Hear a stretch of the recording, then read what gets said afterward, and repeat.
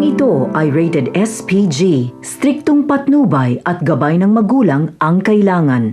Sinabi nga ni Tinding kay Noy na hindi niya susukuan si Tanggol dahil alam niyang may dahilan kung bakit nagawa ni Tanggol ang lahat ng mga paratang sa kanya.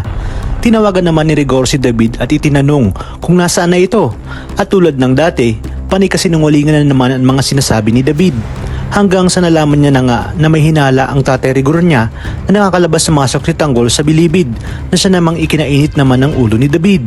Di naman makatulog ang mag-asawang Marsing at Nita dahil napakabigat ng kanilang nararamdaman at tila may nangyari umanong hindi maganda. Tuwang-tuwa naman si Olga dahil tila niloloko lang umano ni Ramon ang kanyang sarili dahil kahit anong gawin nito ay hindi niya na talaga makikita si Monique at paniguradong inilibing na ito ni Tanggol. Maya-maya pa ay tinawagan na nga ni Olga si Balatukan kaya agad na sinabi ni Espinas na huwag sagutin ang kliyente nito at saka nila balikan pag naayos na ang kanilang mga suliranin. Hinala naman ni Olga na hindi pa nakakabalik si Tanggol sa loob kaya ayaw sagutin ni Balatukan ang kanyang mga tawag.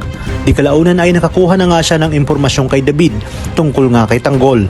Kaya naman sinabi ni Olga na kailangan niyang pumunta ng kulungan kung totoo ba ang mga sinasabi ni David. Tila nagdududa naman si David sa bigla ang pagkawala ni Mokang, ngunit hindi pa rin talaga umaamin si itong si Olga. Nahihirapan naman sina Espinas dahil wala silang makitang butas kay Rigor. At ang mga dapat nating abangan ngayong Lunes, talagang hindi na naawa si Martes at tuluyan ang sinabi kay Rigor at tungkol sa lalaking nag-iwan ng pera. Kaya naman mas malaking gulo ang mangyayari sa pagitan ni Rigor at ni Tinding. Habang si Tanggol naman ay mapapalaban na at hindi na makakapagtimpi kay Bong. At ipagtatanggol nga nito si Bubbles. Kaya naman magkakaroon ng matinding bakbakan sa loob ng selda. Habang si Olga naman ay kakausapin na si Celso upang manganap ng impormasyon tungkol kay Tanggol. Ngunit mananatiling tikom ang bibig ni Mayor dahil batidyang mananagot siya kay Espinas kapag may sinabi siya tungkol sa nangyayari sa loob.